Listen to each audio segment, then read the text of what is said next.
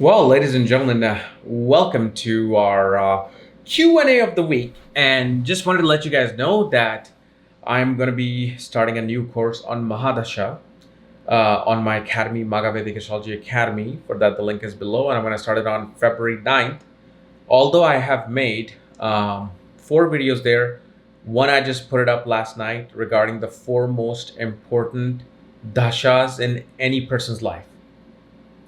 And yes, they will be different for every person, but the 4 dashas will matter the most, including like the sub dasha of those 4 planets. So we're going to start mainly on February 9th, but yeah, it's there. So you guys can go and register. So the first question comes from Sunflower. How can we see spouse's appearance in a female's chart? Well, in a female chart, the main thing you want to look at is how Jupiter is settled in your chart. Jupiter is the significator of the husband. And it is set right there in the book Phaldipika, which is one of the classics of Vedic astrology. And also, obviously, 7th house.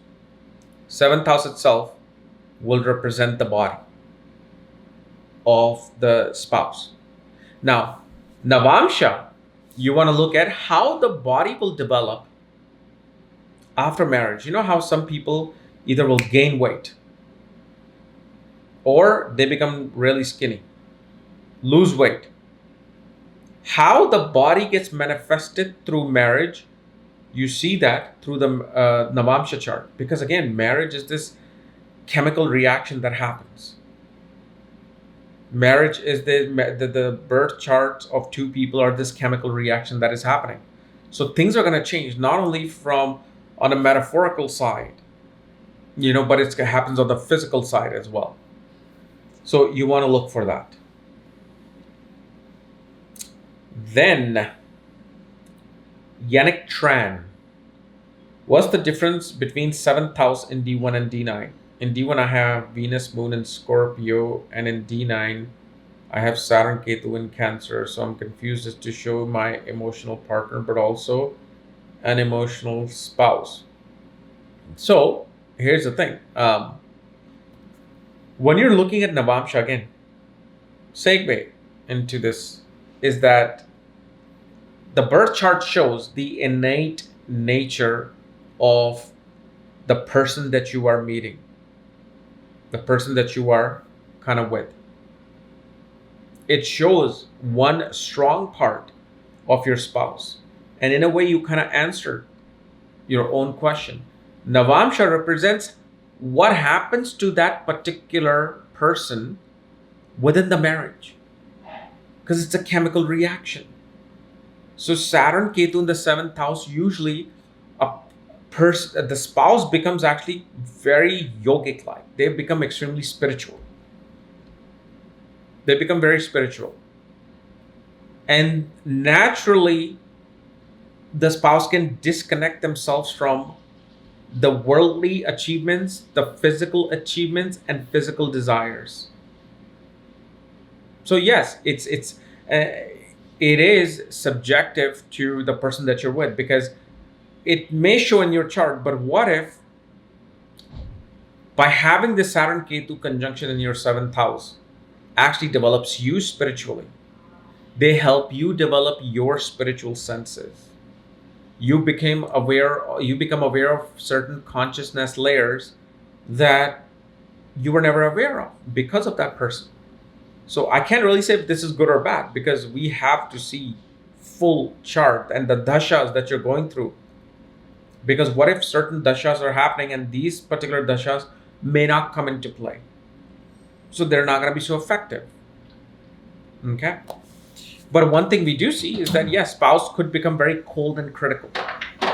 Like they will not be, if how certain spouses could be very motivating. They're like, yeah, I'm gonna make this $1 million half-court shot at an NBA game, and one spouse will be like, oh my God, that's so great. You should practice. I think you can do it. You're definitely gonna do it. This particular spouse will be like, come on, stop being so excited. You're probably gonna make it in our bowl. You haven't played basketball in your life.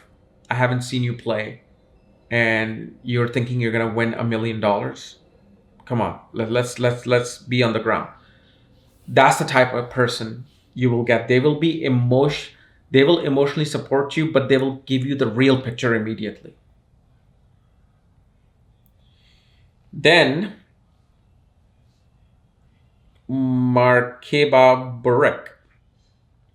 How to interpret nakshatra from the birth chart to the D9 chart. How do they involve in an individual? Well, that's very simple. So if you have a planet, you know, let's say you have moon in Magha Nakshatra, like it's running today. Moon is in Magha Nakshatra, and let's say if it's in the fourth pada of Magha Nakshatra, which, yeah, it should be in the fourth pada right now as I speak. In Navamsha, moon would be in the sign of Cancer. So what it shows that the innate nature of a person is developing from being very big, very regal, very much into wanting to do things big, wanting to give big, wanting to, continue the lineage and carry on the name of the lineage, and being someone who is very political, somebody who is, want nothing but praises and prestige in life. By being that person, eventually you become a very emotional, nurturing leader, because that moon in the birth chart will not change. It'll be that Magha moon. You are that. But when you're young, you're just coming into the full force of your chart. Like subconsciously, you are still acting like Navamsha from the birth, but you don't realize that, oh my God, this is me. When you grow up in your mature 30s, that's when you realize that, oh, this is who I am. I am this dynamic, self-centered person who's very political, who wants to carry the lineage, but I want to nurture people. I want to take care of people through this particular thing that I am. So that's the basic way of interpreting this. But once we know the house, once we know what house moon is ruling, then we can say what house moon rules, where moon is sitting. Those are the things you're going to emotionally be developing towards, nurturing towards. And also don't forget, Navamsha also has a nakshatra. So moon could be in Pushya nakshatra in the Navamsha, or Ashlesha nakshatra in the Navamsha. So you want to see that as well, because that will bring about a whole new dimension to that. Then Megha Chatterjee, what is the significance of combust Dharaka, Mercury combust in this case? So again, I'm going to refer to the book Phaldipika. Mercury, sun doesn't necessarily combust Mercury. It makes Mercury tolerant of the heat. But if, let's say, Mercury is very close, it's like 1 degree close to the sun, what it does do is just that it shows there will be communication issues from the side of the spouse related to marriage. There will be a lot of mishandling of communication. You're going to ask them, did you pay this bill? And they will say, yes, I paid this bill. 3 weeks later, you're getting a bill for overdue payment. And you're like, I thought you said you paid this bill off. They're like, yeah, I paid that bill off. And they look at the bill. Oh, no, not this one. I paid this one. I thought I paid the internet bill. I didn't pay the cell phone bill. And like, that's what I've been saying. Did you pay this bill? You see how those miscommunication happens, between two people. And so that's the main thing that you see, that miscommunication within the marriage, especially when you deal with the spouse. But again, forget Dharakaka, Mercury is still Mercury communication. So that also kind of affects on your side as well. Now, if it's combust in retrograde, then it's another thing that you're going to have to deal with. You know, like you will have to constantly go back and correct the mistakes you make, and you frustrate yourself as to why you're doing that. So, but combust dara karka does not necessarily mean, oh, you're not going to get married, or marriage is never going to happen, or it's going to happen really late. No, that's especially with Mercury's case, that's not the case. Then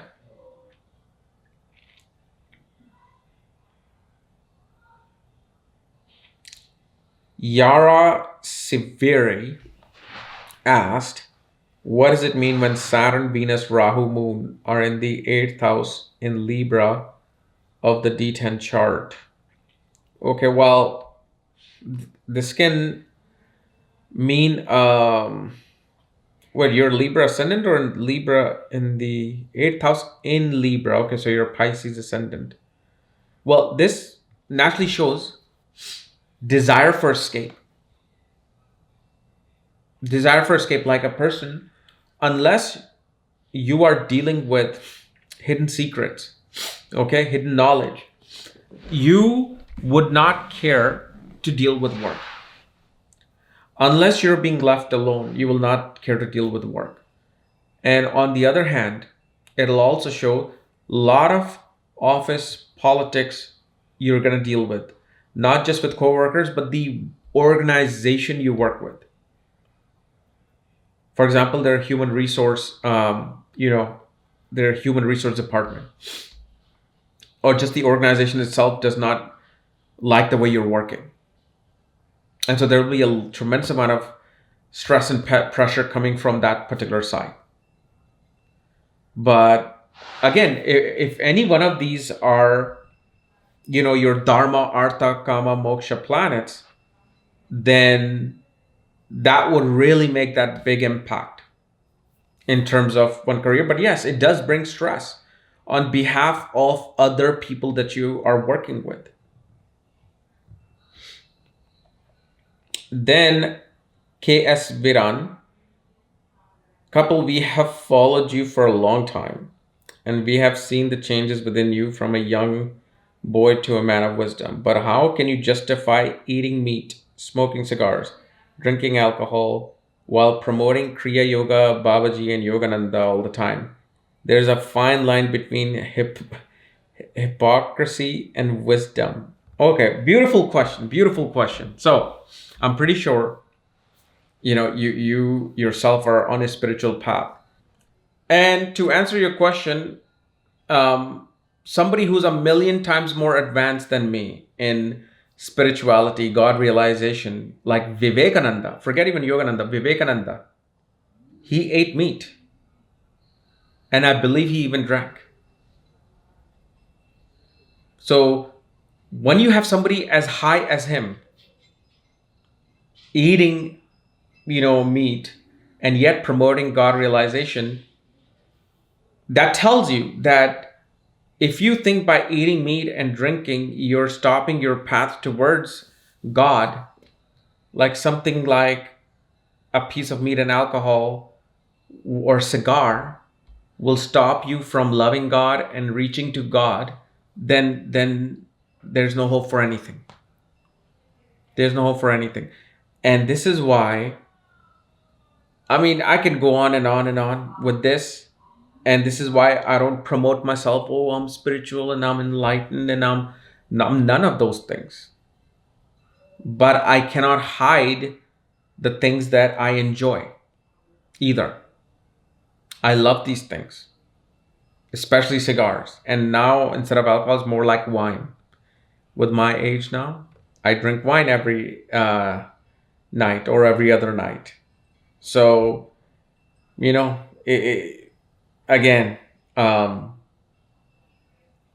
it's not like I'm promoting. It's just that I love that path. So what?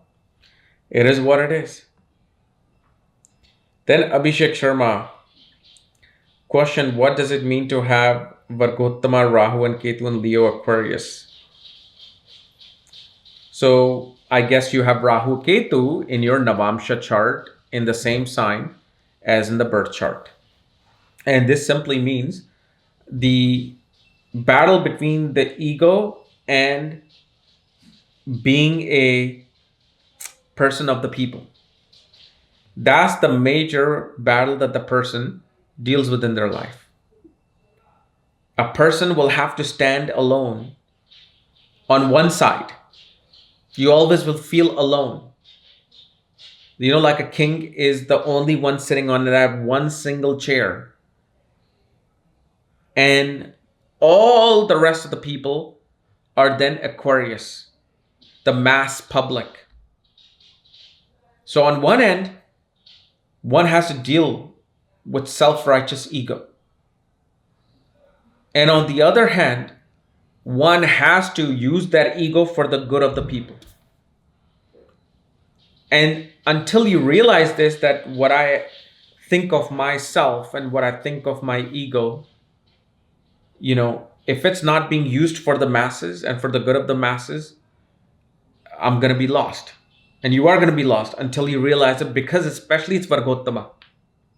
It's not in a different sign where the mission of that changes to something else or manifests into something new.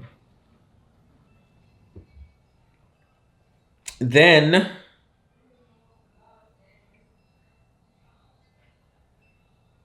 Nikeda journey. Nikeda Jahomi. For Aries ascendant, what happens when 6th Lord, 7th Lord, 8th Lord are conjunct in the 5th house? It definitely shows one deals with a major heartbreak in romance and relationships. Definitely, I don't know how old you are, but definitely that would have occurred. And then the other thing we also see is relationships will always distract you in your learning and education. Marriage will distract you if, let's say, after marriage, you want to attain spiritual education, you want to attain some higher education.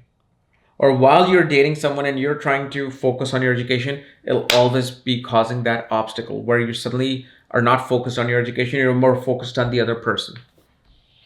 Because they're becoming that malefic impact upon you accomplishing your 5th house deeds. And usually this can also take a person into, again, I don't know what sign or planets they are, but they can take a person into healthcare education, scientific research, and economics. Then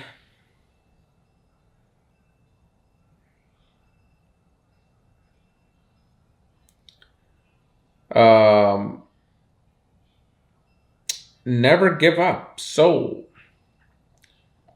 said, you have said that Saturn in the 3rd house indicates to have business late in life. I didn't say late in life. I said just business in life at one point.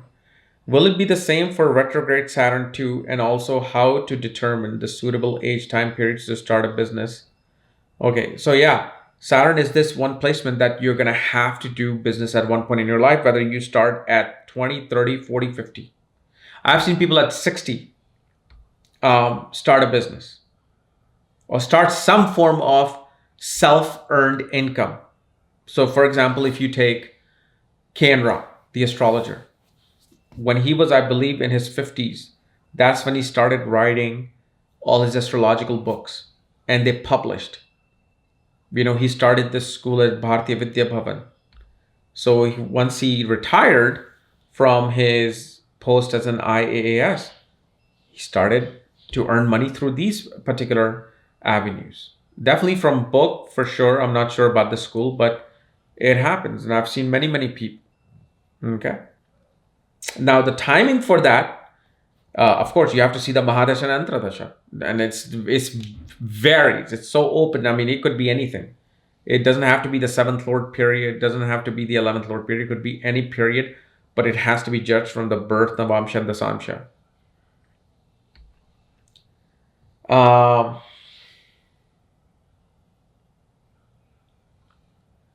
Aisha Aryash, placement to see courage to do something extraordinary in a chart.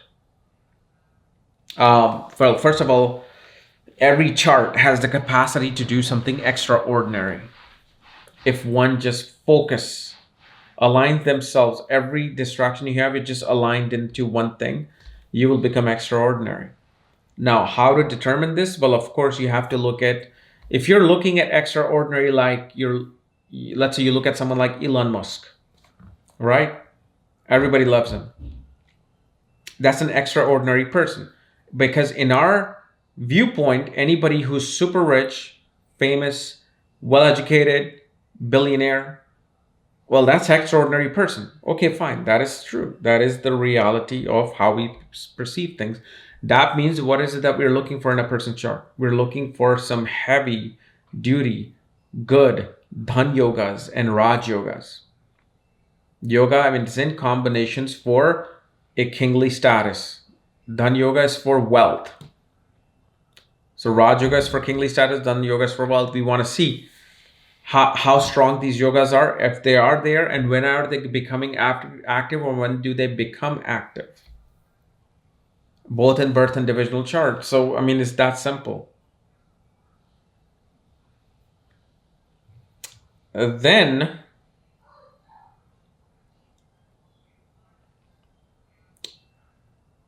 there's another question by Aisha Aresha. Having only one Dhan yoga in D1 is enough to become a millionaire? How many? Okay, yeah. So having only one Dhan yoga in D1 is enough to become a millionaire? Well, my question is, how many sperm cells does it take to create life inside an egg? One. It takes one, that most powerful, the most, athletic, the most, the one with the most energy to create that marathon, to be the only one to go inside the egg and create life. So yeah, one Dhan yoga sometimes can be enough. I think that's the only thing if you need, that'll work. Because let's say you have one Dhan yoga creating by Venus. Venus comes in your life at the age of 24.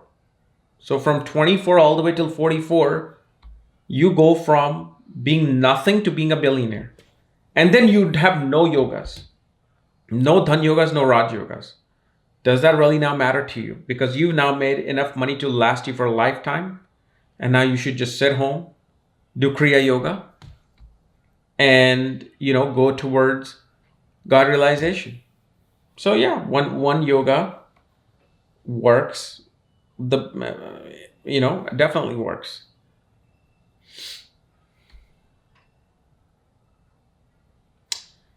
Then VK3, which dasha system to use, and do we switch the system to check results?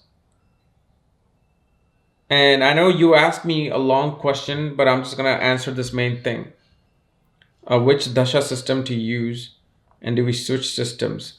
So yes, the main dasha system that you want to use is Vimshotri dasha, which is known as the king of dasha, and which I'm going to be now teaching in February 9th onwards. But in order to really come to a certain conclusion about something, to really see if this event is to take place, you should always use three dashas: Vimshotri, Yogini, and Charadasha.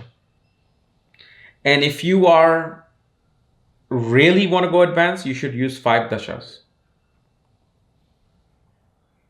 You should use 5 dasha. Like the other 2 could be like Padnanavamsha dasha, could be Shula dasha, could be Trabhagi dasha. Depends upon your own expertise. And I will also bring Yogini and Charadasha lessons probably sometime next year or later this year.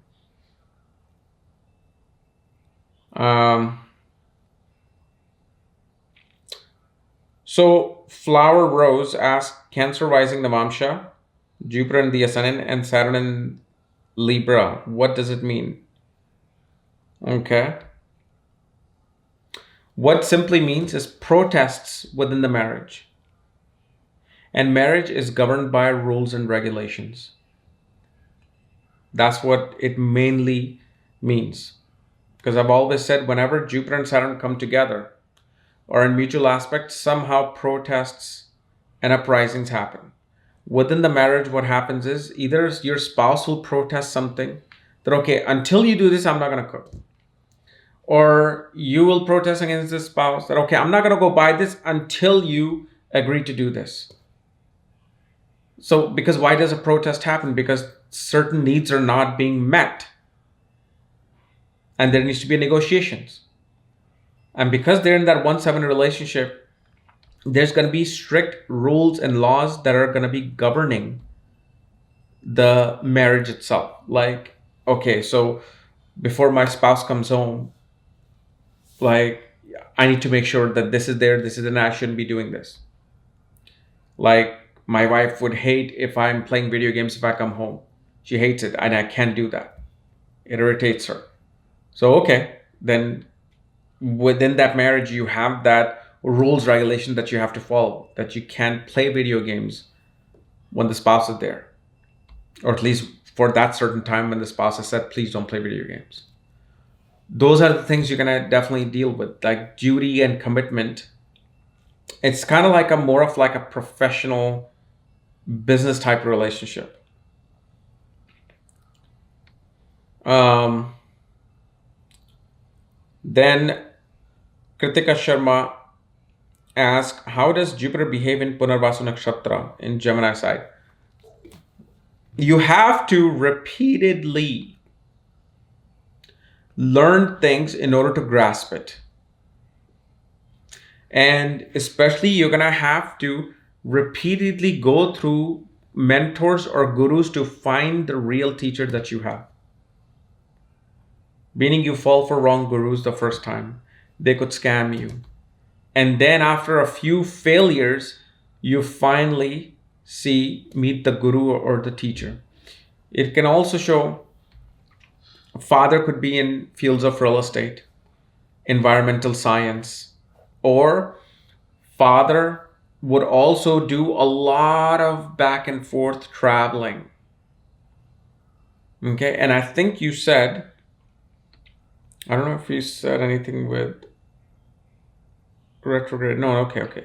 So it's Gemini side.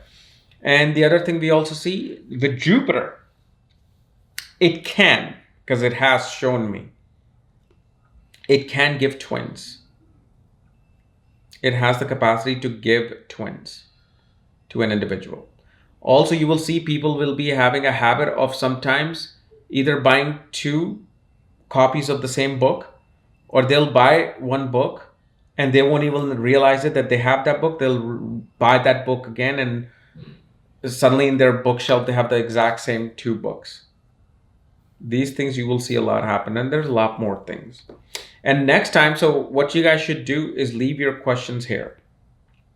I'll pick the questions from here, and then next week I'll make the Q&A video on Odyssey, odyssee.com, odyssey.com, which is library, and I think their app should be out this week or next week, but just go onto the browser and just look through there, but I will cover those questions from here next week. All right. And remember, my course link will be in the description, so you can check that out as well. Otherwise, we'll see you later. Bye-bye.